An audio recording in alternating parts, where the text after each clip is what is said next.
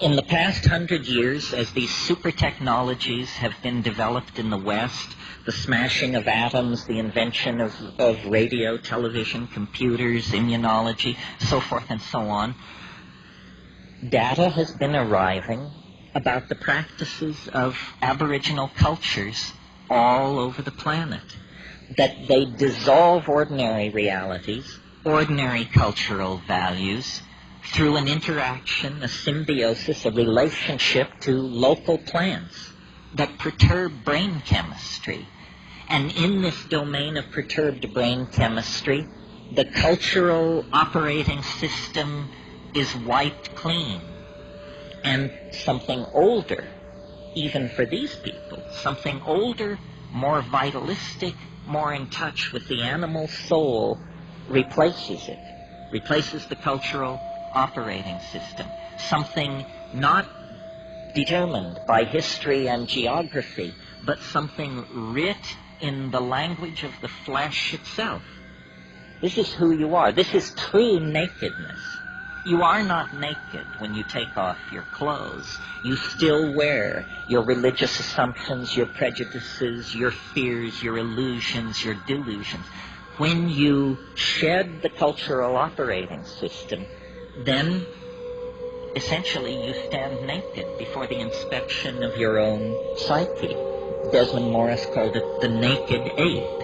And it's from that position, a position outside the cultural operating system, that we can begin to ask real questions about what does it mean to be human, what kind of circumstance are we caught in, and what kind of structures, if any, can we put in place to assuage the pain and accentuate the glory and the wonder that lurks waiting for us in this very narrow slice of time between the birth canal and the yawning grave.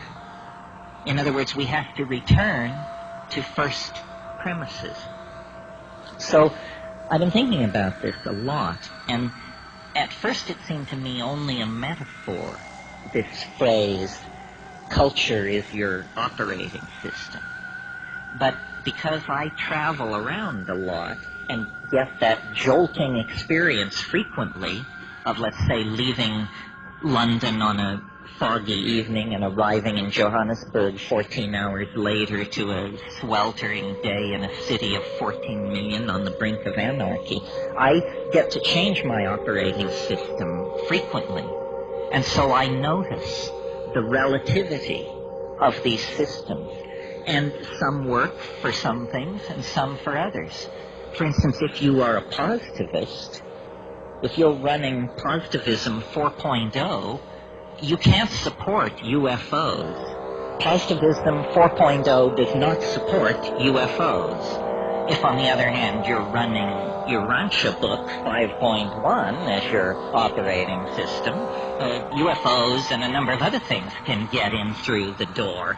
That is what we would technically say is a more tolerant operating system, or its plug-in support special effects denied the positivist.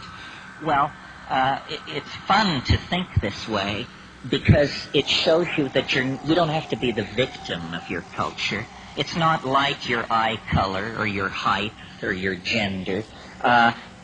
It's fragile. It can be remade if you wish it to be. And then the question is, well, how does one download a new operating system? Well, first of all, you have to clear some space on your disk. The best way to do this is probably with a pharmacological agent. You think of some while I have a drink of water.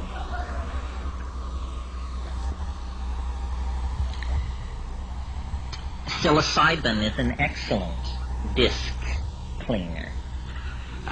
You can put a lot of things in the trash and have them just disappear with a psilocybin upgrade.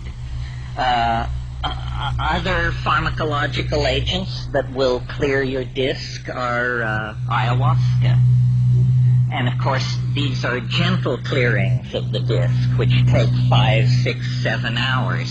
If you're in a hurry to dump that old data and leap right into the new operating system, click on the button marked dimethyltryptamine. A compressed disk erasure will immediately be downloaded, unstuffed, bin-hexed, implemented, installed, run, and you will find yourself with an entirely different head. Now, shamans have always known, though they may not have used the kind of language I'm using here, shamans have always known this trick. What trick? It has two facets. First of all, that culture is an operating system. That's all it is. And that the operating system can be wiped out and replaced by something else.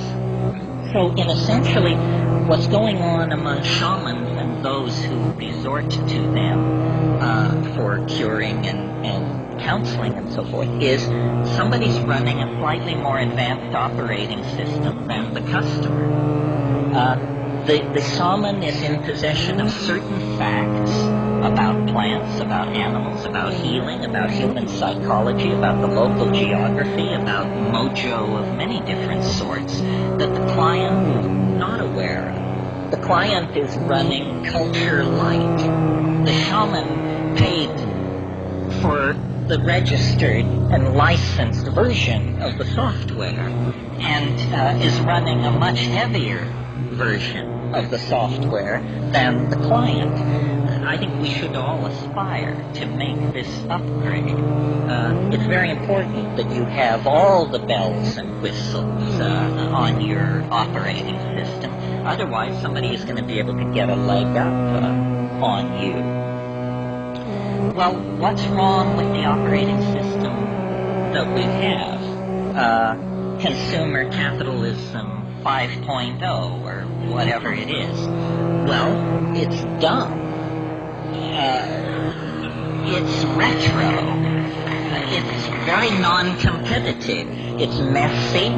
It wastes the environment. It wastes human resources. It's inefficient. It runs on stereotypes. It runs on a low sampling rate, which is what creates stereotypes. Low sample rates make everybody appear alike, when in fact the glory is in everyone's differences.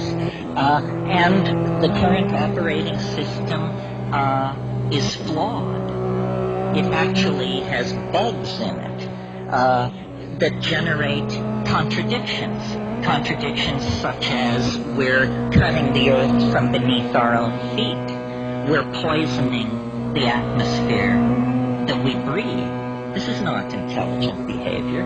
This is a culture with a bug in its operating system that's making it produce erratic, dysfunctional, malfunctional behavior. Time to call a tech. And who are the techs? The shamans are the techs.